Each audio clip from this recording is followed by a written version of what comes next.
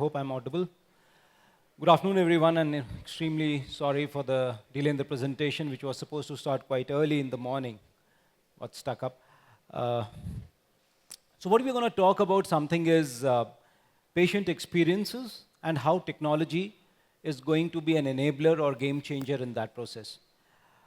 So the thought process here is that when you're talking about a patient, we're talking about having a positivity being coming through experience through technology. And what we need to be aware of is in all our programs which we have been focusing on, that the patients usually become the side part. And actually it is the center around whom the whole technology bit has to be delivered. And just now I was having a conversation with one of the young brains over here, and they were saying that the doctors, when we are going there, they're finding it a very big challenge. They refuse to adopt the technology. And my answer to you is, please understand from a doctor's perspective, if in an hour he's seeing 20 patients and you give him a technology solution, his first question is, can I see 25 patients in that hour? And if you give him a technology solution, which is comprehensive, great, large, beautiful, golden words, pink letters, and then he ends up seeing only 18 patients, he's not going to buy the technology. The technology needs to tie up into the financials and make it a success. So patient experience, basically when we are talking about, is the sum of all the interactions which he has in a healthcare system. And that is not only clinical, but that is also across the facility. When you talk to patients, some of the issues which they have talked about is, which they were very uncomfortable with, was staff friendliness and facility conditions, which were better, which was scored higher than the recovery bit. And that's because the patient is more or less lying on the bed. The person whom invariably he's talking to is the nurse. But at one point of time, he feels the facility conditions and staff friendliness is one of the key factors. And then most of us who have been having visited the hospitals or have your kith or kin being admitted there, when we talk about it, one of the most common examples is the communication bit of the clinicians or the clinician staff, the responsiveness, and worst of all, it is also the empathy and the lack of empathy, which comes in between the patient and the treatment. So these were the major issues. And last of all is the thing which drives you all up the wall, and that's the billing. So irrespective, so many conferences, so many years of work, I still find this one of the most interesting piece which has still not been solved. And the rationale when we keep talking about is that you can go to a supermart, you can buy stuff.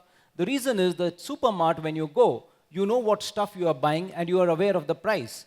In hospital, the CBC will vary, that is the complete blood count will vary from a hospital to hospital. And a bag of chips will not vary. If you are picking up a branded bag of product, it will not vary. So this is the kind of challenges which you feel. And when this happens, half the time patients are not able to distinguish, is this lack of transparency arising from the clinical services or it comes from the incompetent hospital workers. And that gives them a general feel that this hospital is not right in pricing. And that leaves a bad taste in terms of a service experience from the patient's point. So 92% of the people, when you keep interviewing, they'll say, no, we want better patient experience, should be the top priority of the patients, which happens in all these conferences. But as I said, it should encompass the whole patient journey. It cannot be at one point. It has to be right from scheduling, reminders, and that's where all of you guys come in, because that's where the technology bit has to come in.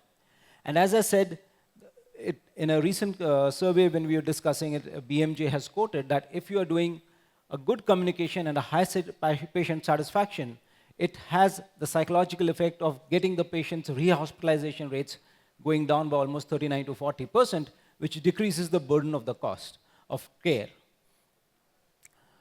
And 84% of the patients, when they're looking at it, they're looking at products or devices which are using patient engagement technology. And now, currently, I think since morning you've been seeing there are so many products which have been showcased downstairs when you're going around and meeting these people over here, you will also see that. So there are a lot of patient technology and forums and platforms there. The other area which is coming is the IoT, the Internet of Things, where you can talking about enabling getting all your data collected and pooled together. And that's what? What is the reason that these things are getting more and more incorporated into our system, but why are we not seeing a throughput? What is the customer looking at? And the example comes from an Amazon. When you look at Amazon, you don't have a caller system saying that in case of query, please call 1, please dial 2, please dial 3. You order something, you don't like it, you put a query, next day a person comes and picks it back. No questions asked. If that's the ease of business of doing things, and that's the level of customer experience, why wouldn't they try to be the number one in the sales across? So these are the kind of things which a patient is also looking for, because the ecosystem around him is actually evolving a lot. And he is trying to pick up that and trying to emulate this in his healthcare areas, into his movies. Currently, if you see, the movie system has totally gone off. The next big thing now which is happening is Netflix. It's going to just take over all the entertainment industry. Someone was quoting that the end of radio, death of radio was sounded by TV, and the death of TV is being sounded by Netflix. So that's the kind of change which is happening across. So what are the top 5 recommendations if you look at a patient experience? And this has to tie up with not only with patient care, it has to tie up with the lower cost and better care and patient satisfaction. And this happens when you look at the IHI triple aim, which is the triple aim triangle, which I'm talking about.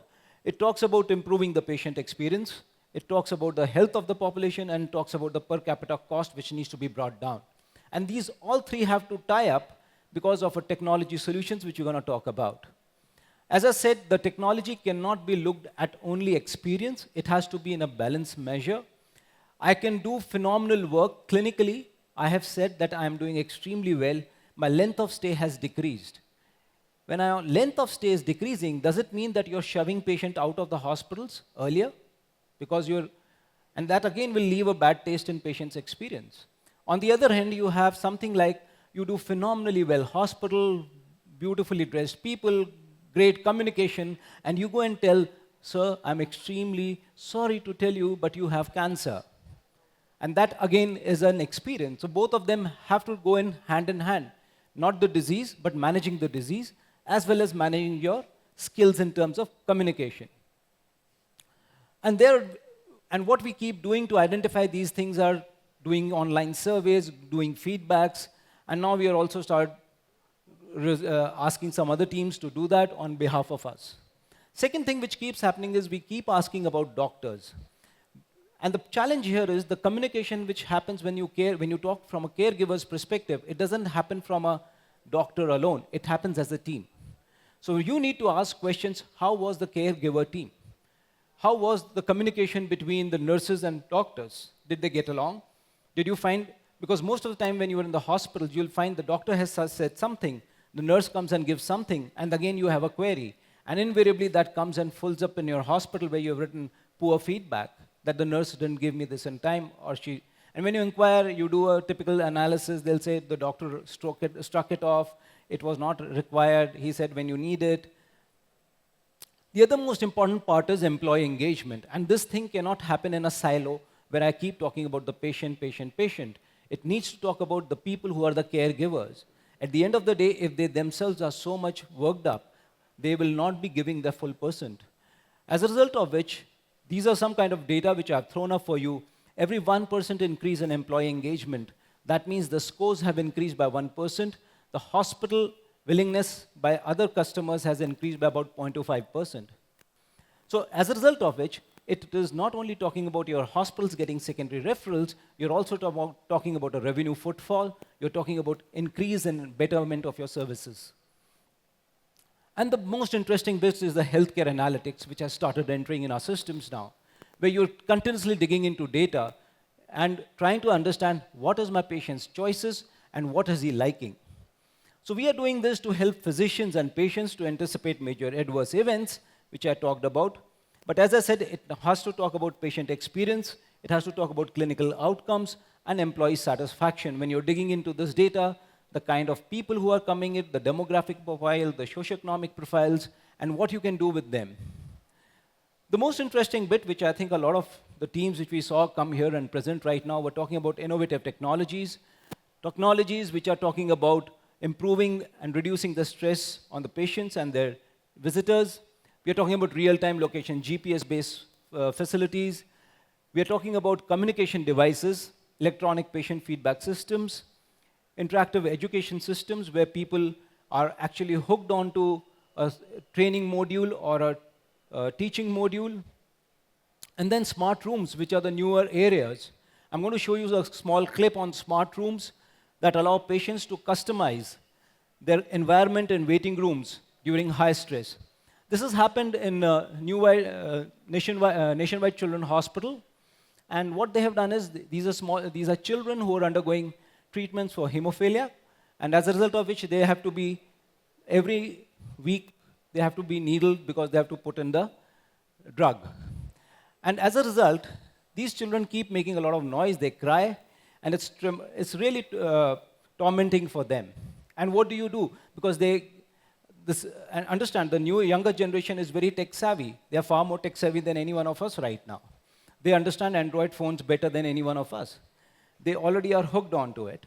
And what they saw was that when you bring these children to these places, how you can bring technology to ease the pain, increase the comfort, and also give a patient experience. So it doesn't have the audio, unfortunately. Can I get the...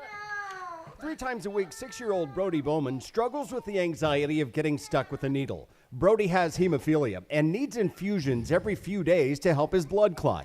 As a medic, Gabby Bowman is trained to use needles on patients, but as Brody's mother, she struggles. When it's your own kid and you're having to stick them, I mean, it really kind of tugs at your heartstrings. It can also mean kids tugging at their IVs, which is not only dangerous, but can prolong treatments. My kids in general have needle procedures that usually involve their arms or hands, so we need access to their hands and arms and for them to be still. So Dr. Amy Dunn teamed up with video game designers at Nationwide Children's Hospital to create this, a virtual reality system so kids can play games during treatment without using their hands. There's 2 main ways that they control gameplay. The first is through head glances and movement. One of the other mechanics that's not used often in gaming, breath is used. It worked very well in this case because not only was it a hands-free way to be able to control the game, but in addition, it had the quality of breathing in and out deeply relaxes you. The headsets are cardboard, so they're light and disposable. And because the games run on smartphones, they're wireless. Also, nurses monitor the games and get involved whenever needed. She's there with the patient. She knows when they may need more distraction or less, and so she can actually orchestrate right there in real time. Which has made a real difference in patients like Brody. He didn't flinch. I mean, he just sat there and let the phlebotomist do his thing, and it was fantastic. At Nationwide Children's Hospital, this is Clark Powell reporting. Take a look. 3 times a week, 6-year-old. I was talking about, you can see a hemophiliac child being put into these rooms where they're now putting these kind of VR boxes, augmented reality kind of areas are being given to them, and you find the patient experience going phenomenally, jumps 20 times what it was being experienced earlier. So, of course, the other places which we are working on are the self-check-in kiosks, which are very, I think many hospitals have already worked on, remote monitoring tools, which I think many of you must have seen and worked on. Telehealth services, I think Ashutosh was here, he would have talked about in case not. So e-consultations right now, e-consultations are happening through that. What I've shown on the picture over there is Swasthya Slate. I don't know if any one of you would be remembering or is aware of Kanav Call's experiment where they have started doing backpacks which have solar panels with 45 to 50 parameters of biochemistry which they run around and do it in remote primary health centers in the north of India, which is Jammu and Kashmir, and they've been able to bring a lot of changes there, even in remote areas and in the plains of India. Big data analysis, which we have talked about, and all this is helping us to improve upon the medical rates, medical error rates. And all this actually has to go around and somewhere affect the financials, because if you don't see these things tied up, you are not able to see the whole together. As I said, these issues have to go and tie up with the reducing in the cost, which is the affordability factor. We are talking about cloud-based services because I am not seeing many people in coming times would like to carry big files, big sheaves of leaves with them. Currently, all of us are armed with one single handpiece, and that contains everything, right from your credit card to your day-to-day data. So I think apart from that, the last important bit which I want to touch upon is the healthcare security bit. It has HPA-based security measures which you need to employ and deploy, and I think healthcare systems are very, very poor in this, and that's where the area of focus has to be. If the focus is your patient and everything centers around you, the best example is Disney. Disney, where the customer is the focus point and everything revolves around it, the financials automatically tie into this. So it is the key takeaways I would say is that you not presume to know what your patient wants. It is better, please, first out who your customer or your patient is, ask what her wants and needs are, and then how best you can do that. Do not go with the presumption this is what he wants. Please avoid that, which we all do that. And when you do this, you have patient-driven insights and centricity into healthcare, and this is going to reduce the cost and inefficiencies by the way we discussed. And of course, it will not stand alone. It will have to go in clinical outcomes and overall experience. They both have to join hands and come together. I think in the end, the person who will win it will be the person who's going to provide healthcare on patient's terms and not on his terms. And this will be the person who's going to win. Thank you very much. Thank you for your time and patience here. The person or the patients, once they are health-wise good, or when they get disease, they get discounted for maintaining the record or get health status checked, rather making treatment more expensive in a way. So I think that's a good point you are making. I think some work is already happening in this area. And now if you, I think one of the slides I mentioned about getting the data resources when you're doing a cohort. So you started already analyzing like diabetes, cardiovascular diseases. You started looking and screening the population. Many hospitals in Hyderabad, Karnataka, Delhi, they've already started getting this data on the Indian patient profile. And based on that, preventive measures have been started in terms of telling the patient what to do next. Now, preventive health checks and then giving discount, the moment you build up a monetary or a financial service into it, if you ask you and me, if I tell you from tomorrow onwards, if you stop having ice creams or something, it's good for you, or you start taking a walk, and then I'll give you 10 rupees, you may not be that incentivized. But look at from the point of view, when you're creating this incentive in your insurance schemes. So government needs to look at the way they are doing Arogya Bhagya and Yashaswini schemes, if they can build up these models into them, which in fact third-party accreditors and TPAs and insurance companies right now, which are private insurance companies, have already started doing it. You usually get, if you don't fall ill, you'll get a bonus or kind of a exemption in the next premium amount. So similar thing doesn't happen because here it's irrespective if you have even fallen ill, next year also you're covered in the same insurance. So there has to be some incentivization which will build in the people to automatically demand and go for a better health for themselves.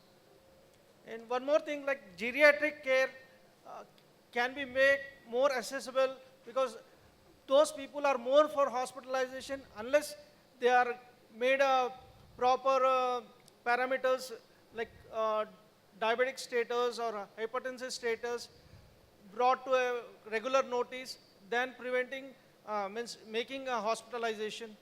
Fair enough, I think, but you're absolutely right. Going by the current scenario, India is sitting at about, currently our median age is about 30, 35. I'm not saying the mean is about 20, 25, but by 2035, we'll be overtaking China. In fact, 2025, the way we are growing and the China's deaccelerating, we will touch that 2025. India will be the most populous country in the world. And we will be at that position till 2065. And I think the current programs which the government is focusing on preventive care is actually looking at population. I am anyway going to move off by that time. I think by God's grace, I'll be up there. But some of the youngsters who are 35, 40 right now, that will be the population they have started focusing on keeping them healthy, so that the geriatric work which comes in around 10, 15 years down the line, which touches 60 plus, that kind of amount and workload would go down, because that's the patient they are focusing on right now. And they have to start 10, 15 years prior so that you don't end up with such a disease burden and a huge disease cost sitting there at the end. Thank you. Any more questions? I think, yeah, that's it. Thank you very much. Thank you Thanks so for much, being there. sir. So please.